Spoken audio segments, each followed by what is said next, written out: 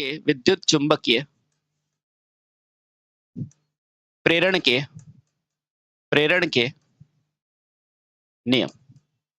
ठीक है, फैराडे के विद्युत चुंबकीय प्रेरण के नियम, चलिए समझते हैं। अब सबसे पहले तो इसका यूज कहाँ आता है, तो आप देख लो, चाहे मोटर हो चाहे जनरेटर हो, वहां फैराडे साहब आते ही आते हैं। ठीक है, तो यह विद्युत चुंबकत्व का आधारभूत नियम है। यह क्या है बेटा, यह यानी कि जो मशीन बनती है ना बेटा, फैराडे को प्रणेता बोला जाता है, इसीलिए तो, क्योंकि यह विद्युत चुंबकत्व का क्या है बेटा, यानी कि विद्युत से बनी चुंबक का बेटा क्या है, आधारभूत नियम है। आधारभूत नियम है। यह विद्युत से बनी चुंबक का क्या है बेटा, आधारभूत नियम है। अब इसका प्रयोग कहाँ होते हैं, तो वर्तमान में ट्रांसफार्मर हो चाहे जनरेटर हो, इसी सिद्धांत पे कार्य करते हैं। तो बेटा लिखोगे ट्रांसफार्मर वर्तमान में ट्रांसफार्मर तथा जनित्र जनित्र इसी सिद्धांत पर कार्य करते हैं। इसी सिद्धांत पर क्या करते हैं बेटा, कार्य करते हैं। वर्तमान में चाहे जनित्र हो चाहे ट्रांसफार्मर, इसी सिद्धांत पर कार्य करते हैं। ठीक है बेटा। अब विद्युत चुंबकीय प्रेरण का प्रभाव का सिद्धांत कब दिया, तो बेटा यह सिद्धांत 1900 यह सिद्धांत कब दिया बेटा, तो यह सिद्धांत कौन सा, विद्युत चुंबकीय प्रेरण का सिद्धांत लिखा है ना, हाँ, 1831 में दिया गया। और बेटा आपको पूछेगा यह सिद्धांत किसने दिया, तो बेटा उनका नाम था माइकल फैराडे। तो उनका नाम क्या था, उनका नाम, यानी कि इस सिद्धांत को किसने दिया बेटा, माइकल फैराडे द्वारा दिया गया। माइकल फैराडे, बिल्कुल, जो मैंने पहले बार में नहीं बताया था, ये वही माइकल फैराडे जिन्होंने मैरी के एक्सपेरिमेंट से सीखा था। ठीक है, माइकल फैराडे द्वारा दिया गया। ठीक है, यह सिद्धांत किसके द्वारा दिया गया बेटा, माइकल फैराडे ने। अब ये है क्या, इस नियम के अनुसार बंद परिपथ में विद्युत धारा बल उसमें प्रवाहित फ्लक्स के समानुपाती होती है। तो बेटा यह मैं अभी लिखाता हूं बेटा, इन माइकल फैराडे ने क्या बोला था बेटा, इस नियम क्या था, नियम था कि बंद परिपथ में बंद परिपथ में बंद परिपथ में उत्पादित बंद परिपथ में बेटा क्या, उत्पादित ईएमएफ यानी कि उत्पन्न विद्युत वाहक बल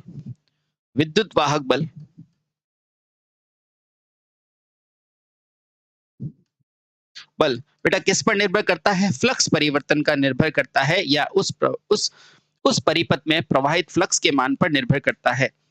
यानी कि बंद परिपथ में, क्योंकि धारा कभी बंद परिपथ नहीं बनाती ना, इसीलिए बेटा, तो बंद परिपथ में उत्पादित विद्युत वाहक बल उस परिपथ में बेटा क्या, फ्लक्स परिवर्तन की दर के फ्लक्स परिवर्तन की क्या बेटा, दर पर यानी कि रेट पर निर्भर करता है।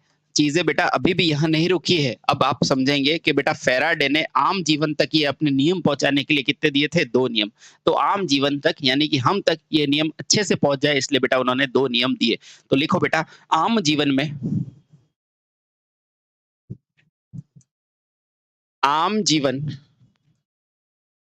में यह नियम पहुंचाने के लिए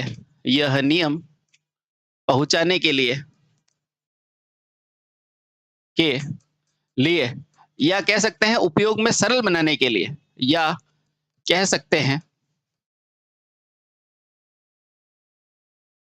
समझ को आसान बनाने के लिए 2 नियम दिए गए। समझ को आसान करने के लिए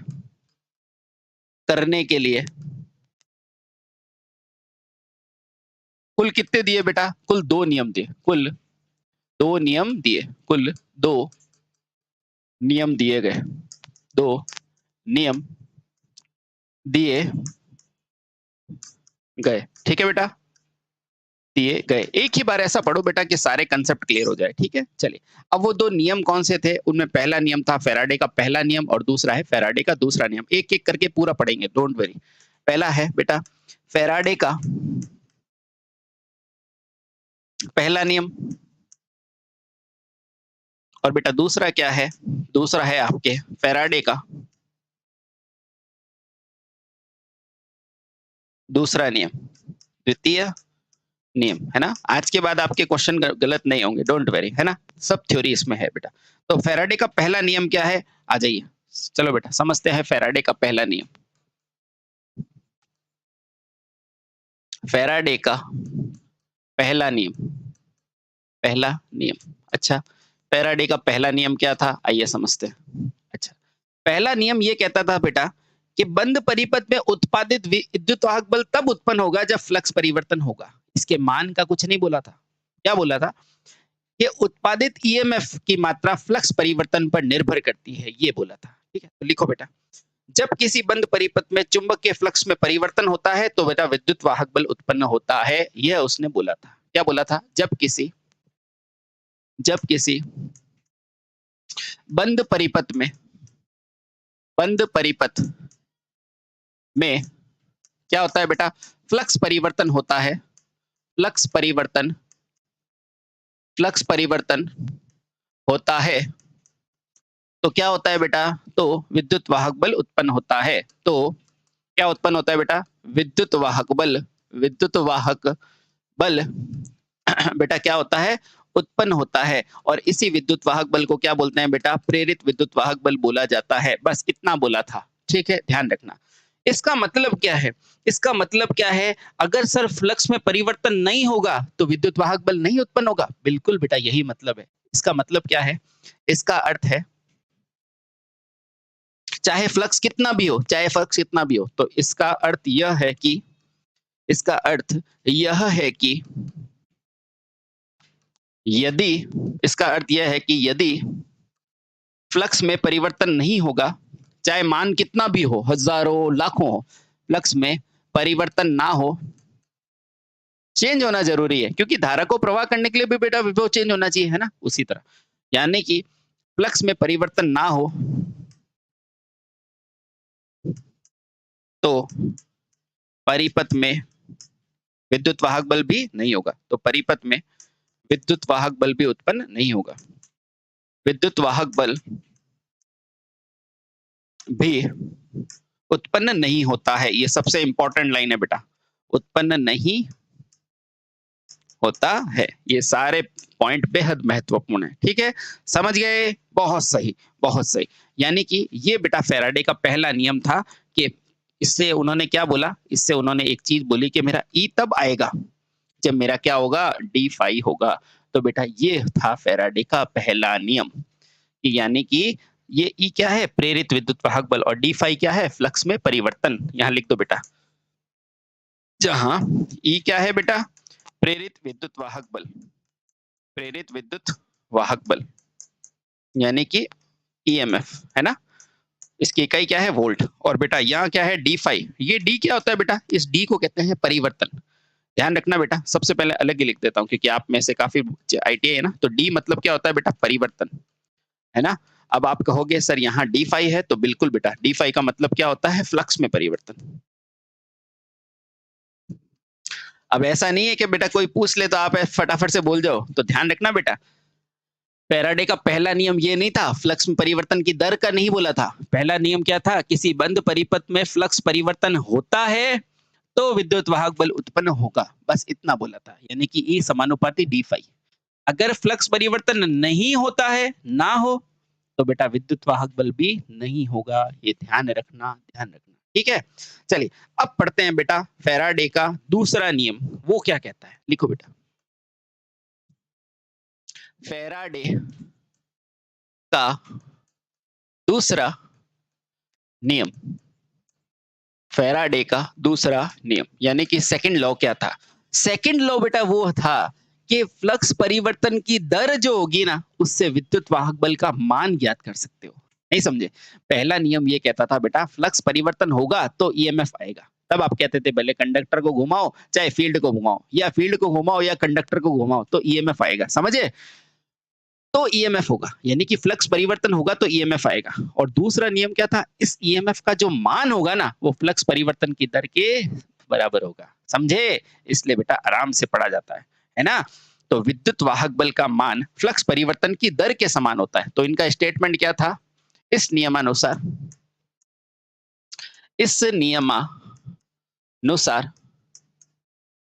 विद्युत विद्युत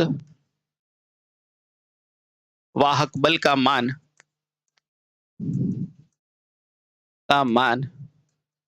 ज्ञात होता है,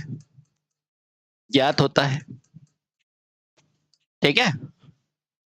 और विद्युत वाहक बल का यह मान, विद्युत वाहक बल भी नहीं, प्रेरित विद्युत वाहक बल, क्योंकि प्रेरित हो रहा है ना, प्रेरित विद्युत वाहक बल का यह मान विद्युत वाहक बल का यह मान बेटा क्या, फ्लक्स परिवर्तन की दर के समानुपाती होता है। लिखना बेटा, फ्लक्स परिवर्तन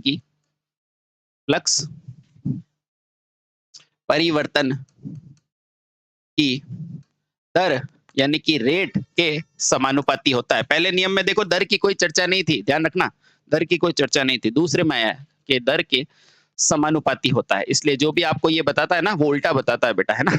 ध्यान रखना, समानुपाती होता है, इसलिए अच्छा सा पढ़ा करो, ठीक है? हाँ, ठीक है। यहां से आप क्या समझते हैं, यहां से आप ये समझते हैं ई मेरा क्या हो जाएगा बेटा, समानुपाती क्या हो जाएगा, minus of D phi by d T. ये देखो बेटा, ये है फ्लक्स परिवर्तन की दर, समय के सापेक्ष क्या है दर, ये क्या होता है बेटा, दर हमेशा क्या होती है, समय के सापेक्ष, है ना? इसलिए बेटा आराम से पढ़ा करो, चीजें बेहद आसान होती है ना? फ्लक्स परिवर्तन की दर से क्या बनेगा बेटा, ईएमएफ बनेगा, समझ गए? अब ये तो क्या था बेटा, यहां मैंने मान लो मेरे पास एक ही टर्न है ना? एक टर्न मतलब दो कंडक्टर। देखो बेटा, एक टर्न है ये, तो एक टर्न का मतलब क्या है, दो कंडक्टर, है ना? यही होता है, ठीक है। अब मान लो इनको मैंने n टर्न बना दिया, तो यहाँ पे तो n का मान कितना है, एक। अब मान लीजिए कि मेरे पास ये टर्न इतने सारे, क्यों, यही तो हेनरी ने बोला था, इसलिए बेटा फर्स्ट सेकंड चैप्टर पढ़ो। इसीलिए तो हेनरी ने बोला था जितना टर्न बढ़ाओगे उतना ईएमएफ ज्यादा होगा। तो बेटा यहाँ टर्नों की संख्या क्या है, n टर्न है कि नहीं, है सर? तो यहाँ पे क्या लगा देते हैं बेटा, यहाँ लगाते हैं समानुपाती का चिन्ह हटा के, E बराबर minus N d phi by d t. बेटा ये n क्या है, ये n यही है नंबर ऑफ टर्न्स, समझ गए बेटा? यानी जितनी टर्न ज्यादा उतना ईएमएफ ज्यादा, जितनी टर्न ज्यादा उतना ईएमएफ ज्यादा, ठीक है? अब ये फ्लक्स किसका, इलेक्ट्रिक फील्ड का नहीं, मैग्नेटिक फील्ड का। और मैग्नेटिक फील्ड के लिए मैंने क्या लगा दिया, बी। ये फ्लक्स इलेक्ट्रिक का है नहीं सर, मैग्नेट का है, तो मैंने लगा दिया बी। इलेक्ट्रिक का होता तो ई, समझ गए? तो बेटा ये छोटी छोटी चीजें ध्यान रखना। और यहाँ पर एक चीज और ध्यान रखना, डी फाइव बी का मतलब क्या है, मैग्नेटिक फील्ड का, मैग्नेटिक फील्ड का क्या बेटा, फ्लक्स परिवर्तन, फ्लक्स परिवर्तन। बेटा ये सारी चीजें बेहद इंपॉर्टेंट है, ये कंसेप्ट आपका स्ट्रॉन्ग करती है, जब वाक्य मशीन है सब आसान लगेगी आपको, ठीक है? हाँ। और ई क्या है मेरे पास, ई मेरे पास है बेटा विद्युत वाहक बल, यहाँ लिख देते हैं, जहां ई क्या है ई क्या है, विद्युत वाहक बल, वी वा ब, ठीक है? इसकी इकाई क्या है, वोल्ट, समझ गए? तो बेटा ये फैराडे का क्या था, दूसरा नियम था।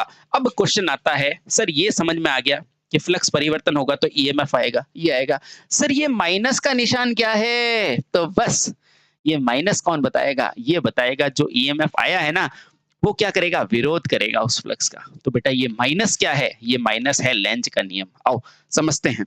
तो देखो, समझ गए? अब देखो ये उत्पन्न ईएमएफ की दिशा है ना बेटा, वो हमेशा विपरीत होगी, तो उसे बताया था लेंज ने। तो बेटा लिखो यहाँ पर, यहाँ लिखो, इस उत्पन्न विद्युत वाहक बल की दिशा, विद्युत वाहक बल की दिशा जो होगी ना बेटा, वो किससे ज्ञात होगी, वो ज्ञात होगी बेटा लेंज के नियम से, लेंज के नियमानुसार ज्ञात होती है, ज्ञात होती है। किसके नियम के अनुसार? लेंज के नियम के अनुसार, है ना? ध्यान रखना बेटा। बहुत सारी मोटर होती है जिसमें लेंज का नियम लगता है, लेकिन अक्सर जो बेवकूफ बच्चे होते हैं उनको पता नहीं होता, लेकिन ध्यान रखना बेटा, लेंज का नियम बहुत इंपॉर्टेंट है ये धारा देखने के लिए। अब इस समीकरण में आप कैसे लगाएंगे? इस समीकरण में जो माइनस का निशान है ना, वो लेंज के नियम को बताता है। देखो, समीकरण में समीकरण में माइनस, यानी कि माइनस का निशान बेटा क्या बताता है? लेंज के नियम को बताता है। लेंज के नियम को दर्शाता है, लेंज के नियम को दर्शाता है। बोलो सही? बिल्कुल सही। अब आपको ध्यान है, ठीक है बेटा, सही है। और लेंज का नियम क्या है? यहाँ उत्पन्न विद्युत धारा सदैव स्वयं से उत्पन्न होने का क्या करती है बेटा? विरोध करती है। लेंज का नियम क्या कहलाता है वो भी लिख दो। लेंज नियम, लेंज का नियम क्या है बेटा? प्रेरित विद्युत वाहक बल हमेशा फ्लक्स परिवर्तन के क्या होता है? विपरीत होता है। यानी कि उत्पन्न विद्युत धारा स्वयं के उत्पन्न होने का अर्थात विद्युत वाहक बल का विरोध करती है। क्या कहती है बेटा लेंज का नियम? उत्पन्न धारा स्वयं के स्वयं के कारण, अब कारण क्या है बेटा? विद्युत वाहक बल। स्वयं के कारण यानी कि विद्युत वाहक बल का क्या करती है बेटा? विरोध करती है। विद्युत वाहक बल का क्या कर होता है बेटा? विरोध करती है। बस इसी नियम पे आगे एडी करंट आता है, इसी नियम पे आगे सिंगल फेज मोटर भी कुछ चलती है, इसी नियम के अनुसार आप एडी करंट डैम्पिंग भी करते हो और तमाम ऐसी छोटी-छोटी चीजें करते हो, ठीक है? और सूत्र में जो नेगेटिव का निशान है ना बेटा, वो यही बताता है। अब बेटा ये जो ईएमएफ बना है ना? साथियों, सितारे के आगे जहान और भी है। तो बेटा अभी ये खत्म नहीं हुआ है फैराडे। जो फैराडे का दूसरा नियम है ना, वो क्या करता है बेटा? ईएमएफ उत्पन्न करता है। अब ये उत्पन्न कितनी तरह से करता है? 2 प्रकार से। तो बेटा प्रेरित विद्युत वाहक बल भी 2 तरह से ज्ञात किए जाते हैं, एक स्थितिजन्य और एक गतिज। आओ समझते हैं। तो बेटा लो, अब देखो बेटा, क्योंकि यह विद्युत वाहक बल विद्युत वाहक बल प्रेरित हुआ है, यानी कि उत्पन्न हुआ है, प्रेरित हुआ है, प्रेरित हुआ है, अतः इसे क्या कहोगे बेटा? अतः अतः इसे क्या कहा जाता है बेटा? इसे प्रेरित विद्युत वाहक बल कहा जाता है। प्रेरित विद्युत वाहक बल कहा जाता है। अभी देखना, थोड़ी देर बाद मैं लेंज का नियम बकायदा प्रूव करके बताऊंगा आपको, डोंट वरी। कहा जाता है, ठीक है? अब देखो बेटा, ये प्रेरित विद्युत वाहक बल होता है ना, ये 2 प्रकार का होता है, ठीक है? हाँ। अब प्रेरित विद्युत वाहक बल बेटा क्या होता है? 2 प्रकार का होता है। लिखो बेटा, प्रेरित विद्युत वाहक बल, है ना? बेटा ये कितने तरह का होता है? ये 2 प्रकार का होता है। लिखो बेटा, पहला पहला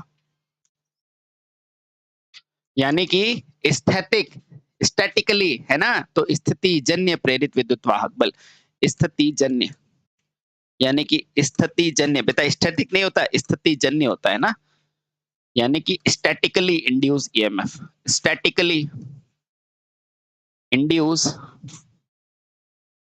ईएमएफ, है ना? स्थिति जन्य विद्युत वाहक बल, विद्युत वाहक बल।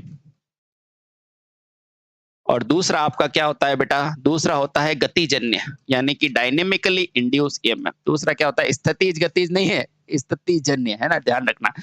गतिज विद्युत वाहक बल, और बेटा इसको ही क्या बोला जाता है? Dynamically induce EMF. अभी बताते हैं, डोंट वेरी, सिखाएंगे। डायनेमिकली इंड्यूस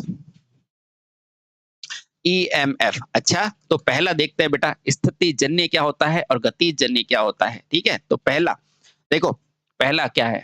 इसमें पहला क्या है बेटा? स्थिति जन्य,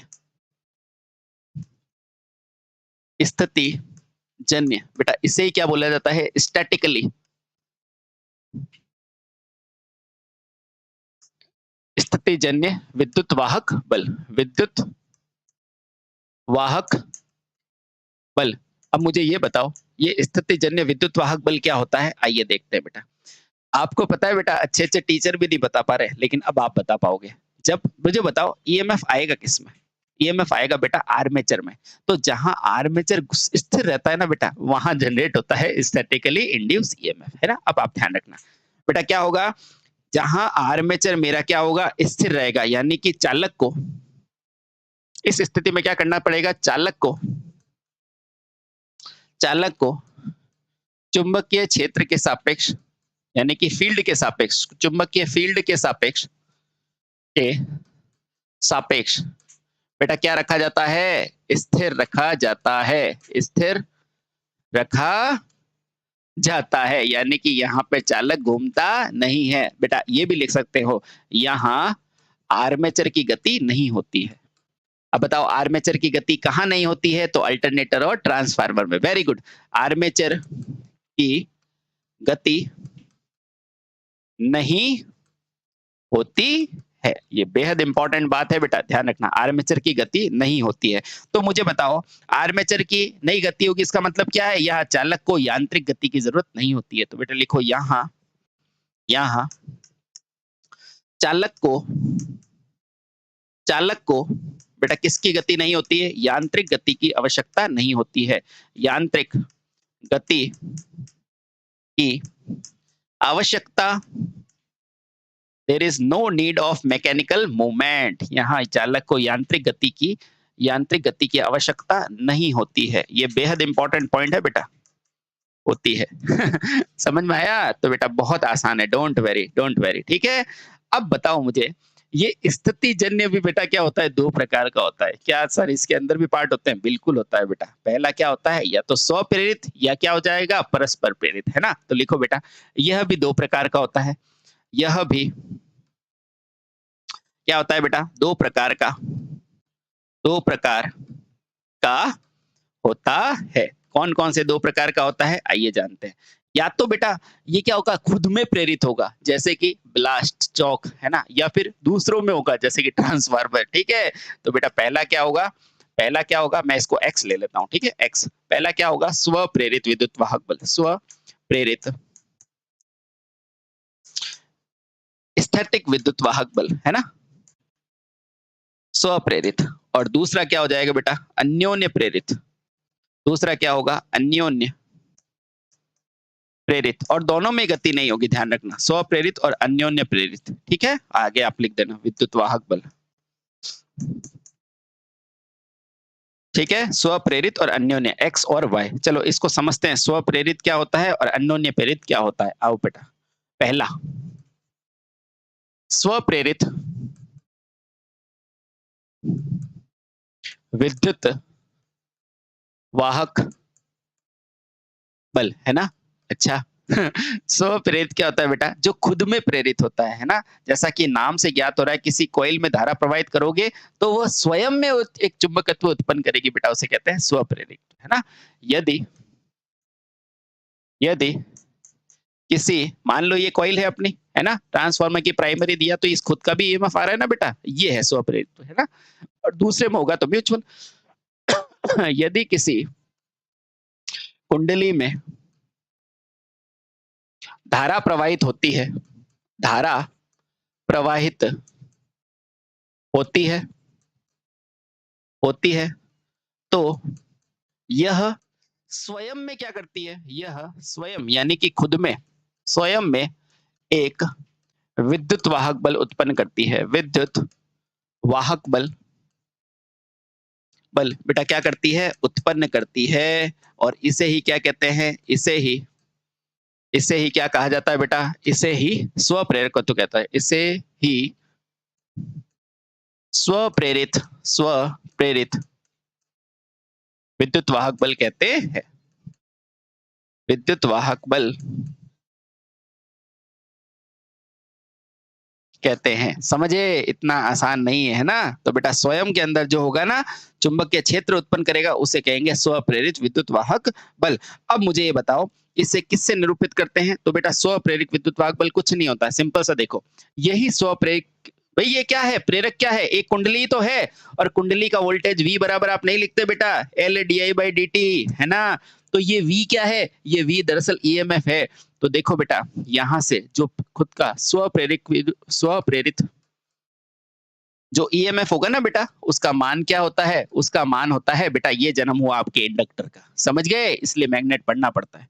तो बेटा यहां से आपका जन्म होगा, ये क्या होगा, L into D I by d T, समझ गए, हाँ समझ गए। इसलिए कहते हैं बेटा सितारों के आगे जहान और भी है ना। हाँ हाँ समझ गए। और इकाई वही होगी, क्या होगी, वोल्ट। इकाई क्या होगी, वोल्ट। अब देखो बेटा, वोल्ट। अब कभी कभी आपको ऐसे भी लिख के दे सकता है ये, कि स्वप्रेरकत्व, स्वप्रेरित, ये बेटा, ये दरअसल ये जो इंडक्टर में जो होते हैं ना ईएमएफ, वो स्वप्रेरित ही होता है ना।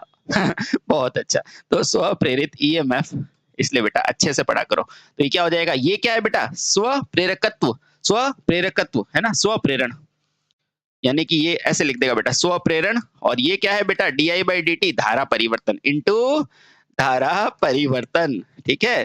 तो बेटा इतना आसान नहीं होता, लेकिन चीजें समझने के बाद बहुत आसान है। धारा परिवर्तन यानी कि D I by d t, है ना, और इसका मान क्या होता है, वोल्ट में होता है। समझे, समझे, है ना। बहुत अच्छे, बहुत अच्छे। अगला बेटा ये आप समझ चुके हैं। अब अगला मेरे पास क्या आएगा, अब मान लो कि इसके अंदर अगला क्या आता है बेटा, ये आपको समझ में आ गया, स्वप्रेरण क्या होता है, और इसका उदाहरण क्या है बेटा, आपकी कुंडली, आपकी कुंडली। तो बेटा इसका उपयोग कहाँ होता है, उपयोग कहाँ होता है, जैसे कि चौक में, है ना, जैसे कि आपकी ये कुंडली में, है ना। तो बेटा यहाँ पर क्या होता है, स्वप्रेरण का उदाहरण होता है, जैसे कि आपके ऑटो ट्रांसफार्मर वगैरह, है ना, ये सारे। अच्छा, दूसरा है बेटा अन्योन्य प्रेरण। दूसरा क्या है आपका, अन्योन्य प्रेरण, अन्योन्य प्रेरण, है ना। अन्योन्य प्रेरण को देखा है आपने, मैं बताता हूँ बेटा। देखो क्या होता है बेटा, जब आप ट्रांसफार्मर की प्राइमरी देते हो ना, तो देखो यहाँ से जब आपने करंट दिया तो यहाँ मैग्नेट आया, तो यहाँ से एक E1 बनता है कि नहीं बनता, ये तो होता है स्वप्रेरण, ठीक है। लेकिन इस दूसरी कुंडली में भी E2 जनरेट होता है, आपको पता हो तो ट्रांसफार्मर में पढ़ते हैं ना बेटा। ये जो प्रेरण है ना, वो क्या है, वो म्यूचुअल है, वो क्या है, म्यूचुअल है। तो लिखो बेटा अन्योन्य प्रेरण यानी कि म्यूचुअल प्रेरण विद्युत वाहक बल, स्थैतिक विद्युत वाहक बल। पूरा नाम तो और लंबा है, विद्युत वाहक बल, है ना। अब बहुत आसान लगेगा बेटा, डोंट वेरी, है ना, डोंट वेरी, है ना। हाँ। तो अब आपका बेटा इसका यूज क्या है, अब देखो इसमें क्या होता है बेटा, अन्य में प्रेरित होता है, लेकिन इसके अंदर एक चीज करते हैं अपन, क्या करते हैं, कोर समान रखते हैं। ये देखो ट्रांसफार्मर में कोर समान रखते हो कि नहीं, इस कोर को समान रखते हो कि नहीं, बिल्कुल रखते हैं। अब देखो आराम से मैं वापस बना देता हूँ भाई, ये ट्रांसफार्मर है आपका, है ना, ये दूसरा है, ठीक है। अब जब देखो बेटा, पहले तो इसमें ये वन E1 आएगा, इसको क्या होगा, सेल्फ, है ना। इसमें जब आएगा वो क्या होगा, E2। लेकिन ऐसे ही आ जाएगा क्या, नहीं बेटा, इसमें क्या होती है, कोर लगी होती है। इसमें क्या लगी हुई रहती है, एक कोर लगी हुई रहती है। इस कोर को मैंने सीधा बना दिया, तो मान लो ये मेरी एक कोर है, ये लो, ये मेरी कोर है। मैंने सीधा बना दिया, क्या प्रॉब्लम है। तो देखो एक तो ये वाली कुंडली है, तो मैंने ये कुंडली बना दी, ये लो, ठीक। और बेटा इसी के पास मैंने एक कुंडली और लपेट दी, ये लो, ये लो, ये लो, ये लो, ठीक। चलिए, अब देखो ये म्यूचुअल को समझा देगा बेटा, ये ट्रांसफार्मर है ना बेटा, इसको ऐसे तोड़ा है, सीधा लगा दिया, ठीक है। तो ये क्या है बीच में, ये देखो ये मेरी ए कॉइल है, और ये क्या है बेटा, मेरी बी कॉइल है ना। धीरे धीरे हम मशीन के अंदर जा रहे हैं ना, दिल थाम के बैठना। आसान है, कोई दिक्कत नहीं। ये क्या है बेटा, कोर है, ठीक है, समान कोर है। अब देखो इसमें जब धारा डालूंगा बेटा, तो इसमें एक मैग्नेट बनेगा, बनेगा कि नहीं, तो वो होगा बेटा स्वप्रेरक। और इसमें फिर से एक मैग्नेट बन जाएगा, और जिससे इसमें धारा बह जाएगी, तो बेटा वो क्या होगा, म्यूचुअल, है ना। बस यही तो है, यही तो है। तो बेटा मैंने क्या किया, इसके अंदर एक एसी दी। हाँ, डीसी क्यों नहीं दूंगा, मैं समझा चुका हूँ, है ना। इसमें एसी दी, तो बेटा इसमें से धारा आई, इससे यहाँ पर क्या है, ईएमएफ मिल गई, और इसको मैंने किस में दे दी, लोड में। तो बेटा यही नियम आगे जाके मैंने क्या बना दिया इसका, इसको ऐसे करके यहाँ ऐसे बना दिया, तो ये क्या बन गया, ट्रांसफार्मर। तो बेटा ये क्या बन गया, ट्रांसफार्मर। तो बेटा इसमें क्या होता है, यदि सबसे पहले इसका प्रयोग कहाँ होता है, तो इसका उपयोग बेटा कहाँ होता है, ट्रांसफार्मर में होता है ना, होता है कि नहीं। इसको यूं तोड़ के वापस ऐसा बना दो, तो ट्रांसफार्मर बन जाएगा, खत्म बात। इसका उपयोग ट्रांसफार्मर में होता है, ठीक है, इसका उपयोग ट्रांसफार्मर में होता है। क्या होगा बेटा, जब किसी एक कुंडली में, जब किसी एक कुंडली में, एक कुंडली, अब पता चला बेटा कहाँ से ट्रांसफार्मर बना? हाँ, इसलिए बेटा ये बच्चे अगर समझ जाते हैं उसके बाद कोई दिक्कत नहीं आती। देखो इसको सप्लाई दी, इसमें उत्पन्न हो गया और लोड दे दिया। जब किसी को एक कुंडली में क्या होती है बेटा? धारा प्रवाह होती है, धारा प्रवाह होती है, होती है। तो समान कोर से जुड़ी, समान कोर, ये देखो ये भी समान कोर है और ये भी क्या है? मेरी समान कोर है। तो समान कोर से जुड़ी, समान कोर से जुड़ी कुंडली में भी, कुंडली में भी क्या होता है बेटा? अन्योन्य प्रेरण के द्वारा, यानी कि म्यूचुअल अन्योन्य प्रेरण के द्वारा क्या उत्पन्न होता है बेटा? के द्वारा क्या डेवलप होता है? विद्युत वाहक बल उत्पन्न होता है, विद्युत वाहक बल उत्पन्न होता है, बस उत्पन्न होता है, उत्पन्न होता है। और बेटा इसी को क्या बोला जाता है? इसी को अन्योन्य प्रेरण बोला जाता है। बोलो समझ में आया कि नहीं आया? आ गया? बस अब इसका ईएमएफ निकलना है। देखो इससे मान लो ये फ्लक्स एम लिंक कर रहा है, मान लो एम लिंक कर रहा है, कितना एम है ना, मान लो ये एम लिंक कर रहा है, तो बस कुछ नहीं, इसके लिए ई की जगह बेटा क्या होता था? Minus L D I by d T होता था, है ना। पर ये तो क्या होता था बेटा? स्व प्रेरण के लिए, मुझे दूसरे की करनी है, तो बेटा इसको एल को हटा के बस क्या लिख दो? ई बराबर क्या हो जाता है? Minus M d I by d t. और ये एम क्या है बेटा? एम क्या है? पड़ोसी का, यानी कि म्यूचुअल का। तो एम क्या है बेटा? इसको कहते हैं परस्पर युग्मन, यानी कि अन्योन्य, है ना। ठीक है, बस कितना आसान है, आसान है कि नहीं? बहुत अच्छे, बहुत अच्छे, है ना। अब बस आप स्टैटिकली पूरी अच्छे से समझ चुके हैं। स्टैटिकली में क्या इंड्यूस ईएमएफ निकालते थे ओनली, है ना। क्यों? इसीलिए तो ट्रांसफार्मर निष्क्रिय है, क्योंकि इधर की पावर लेके इधर दे देता है। देखो ई बराबर M d phi by d t, है ना। अब बेटा अपन पढ़ते हैं गतिजन्य विद्युत वाहक बल और अंत में पढ़ेंगे लेंज का नियम। ठीक है, तो दूसरा है बेटा गतिजन्य विद्युत वाहक बल। अपने स्टैटिक दोनों पढ़ लिए बेटा।